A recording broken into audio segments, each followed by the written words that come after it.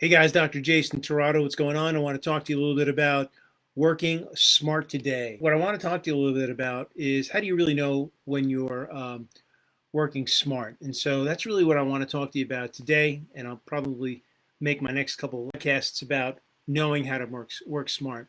A lot of people think they're working smart, but they're not working smart. And that's what I call having a blind spot, right? And I think blind spots are what a lot of chiropractors have.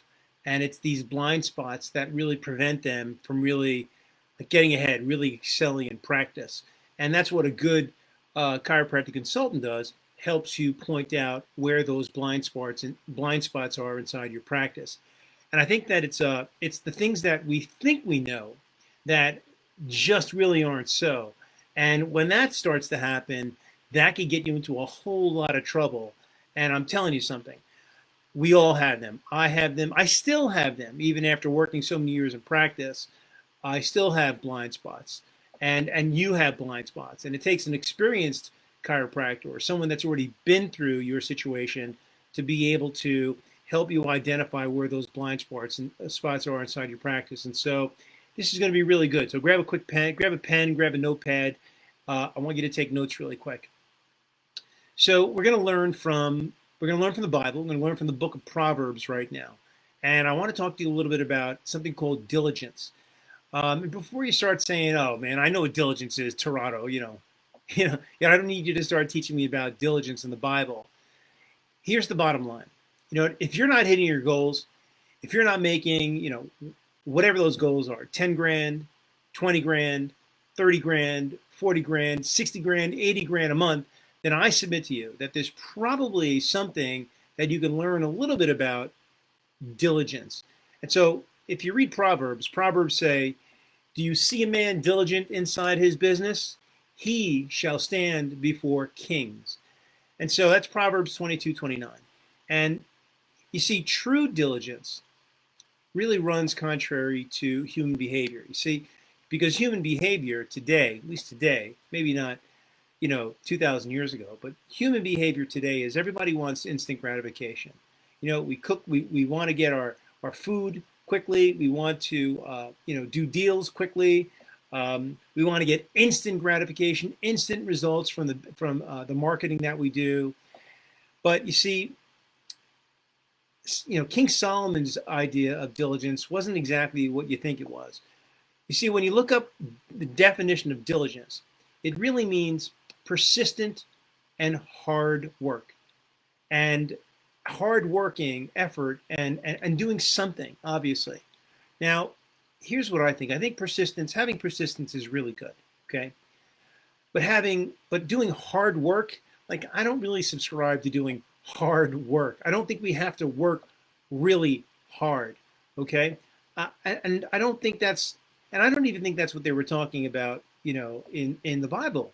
I think a better definition of really working hard is is working working very, very smart. Not hardworking, but just really working very, very smart. And I think that persistent and smart working and effort and always doing something, now that's key. So let's talk about that. So let me give you a description of what I'm talking about. Let's imagine that you're getting ready to cut down a tree, right? And the reality is, you can go grab a hammer and you can start whacking that tree really hard. And, you know, it's going to take you a long time to knock down, that tree. You can hammer it like a madman. And maybe eventually you might knock down that tree. Maybe it might take you days, might take you weeks, maybe months, but you're going to be tired. You're going to be overworked. You're going to be really sore. However, if you were smart, you'd go out and go get an axe or you'd go get a chainsaw, and you could probably cut down that tree within a few seconds or maybe even a few minutes. And so think about it. So that's the example. There's hard work, right? You're cutting it down with a hammer, and then there's smart work, cutting it down with an axe or a chainsaw. And realistically, in business, it's really up to you. It's up to us to really make sure that we're always working smart. And so why is that? It's because I believe that we've got a finite amount of resources, we've got a finite amount of time, we've got a finite amount of intelligence, we've got a finite amount of energy. And you've got to really use that time and that energy um, sparingly, and you have to use it wisely because there's a finite amount of it. And so, therefore, because of that, you've always got to be working smart. So I see guys doing spinal screenings, standing out inside, spending their time on a weekend, holding a dry spine, handing out business cards, or people doing these health talks. And I think that those things are kind of what I was describing to you before. I think that that is hard work. I don't think that is smart work. That it's smart work. That is laborious. That is tedious work. It's not necessarily working smart.